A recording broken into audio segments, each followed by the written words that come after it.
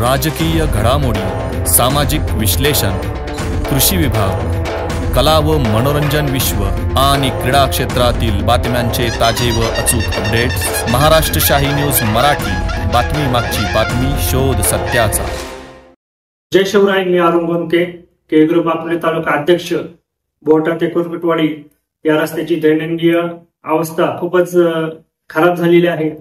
या रस्त्या संदर्भात कुरकुटवाडी ग्रामस्थांनी अमोल भीमाजी कुरकुटे यांनी अनेक वेळा सार्वजनिक बांधकाम विभागाला दुरुस्तीसाठी निवेदन दिले। अद्यापही सार्वजनिक बांधकाम विभागाकडून कोणतीही अद्याप चांगली कारवाई झाली नाही।